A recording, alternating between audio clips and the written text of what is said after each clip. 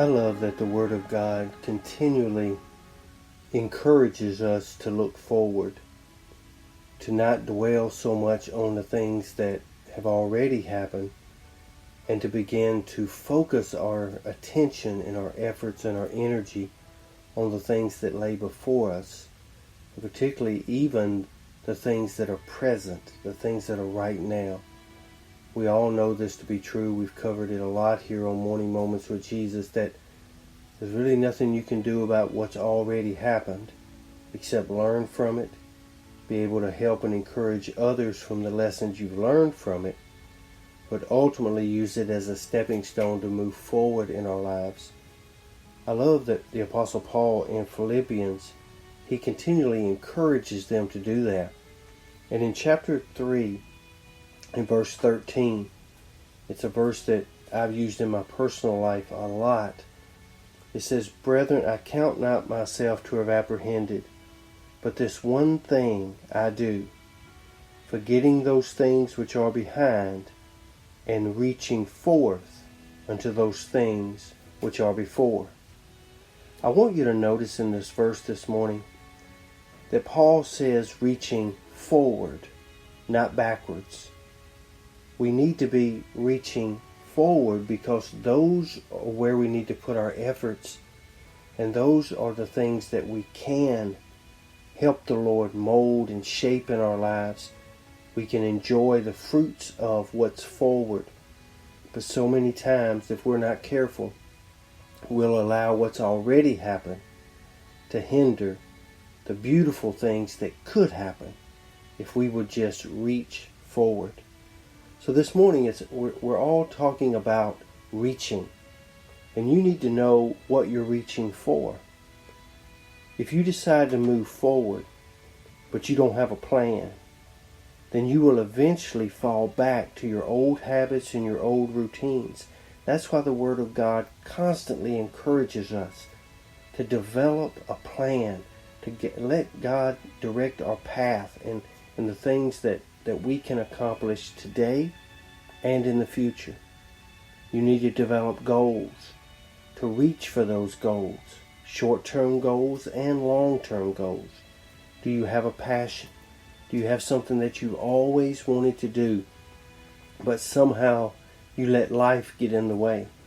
And we know that if life ever starts to get in our way, then what will happen, it will form habits and routines that we never really wanted in our lives, but somehow they got there.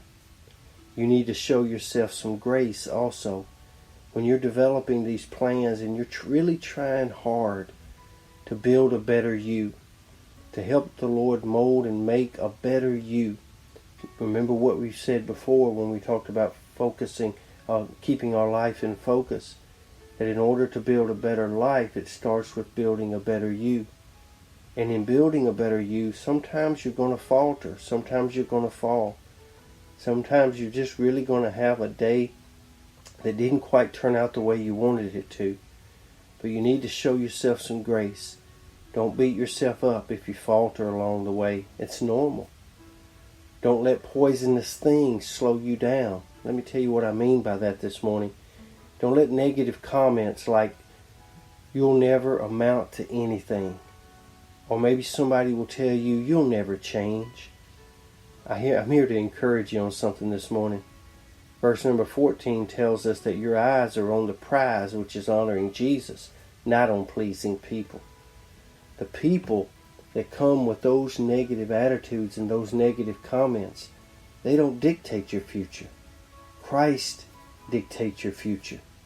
Follow Him, honor Him, press towards that mark. And if you falter along the way, don't let those negative comments put you down. You get up, hold your head up, and keep pressing towards that mark. Because I know from personal experience that you may fall a bunch of times, but it's not how many times you fall, it's how many times you get up that matters. Your eyes are on the prize. So today, start reaching for that.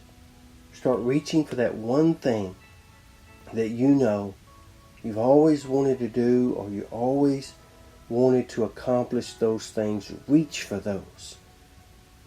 I love what he says, forgetting those things which are behind, I reach for those things which are before me. So today I want to speak that blessing over you. I want to pray that blessing over you. That today you won't let anything get in your way. You be as headstrong and determined about reaching forward as the enemy wants you to be about looking back. Today I want you to be safe, I want you to be strong, and I want you to be blessed. And I want you to know that there is more in you than perhaps you've been allowing to come out of you. So get before the Lord and form a plan and reach for it today. Lord's will, we'll see you back here again tomorrow. Until then, I hope and pray that you spend your morning moments with Jesus. It is the best part of every day, is starting your day with Jesus. Have a great day, and God bless you.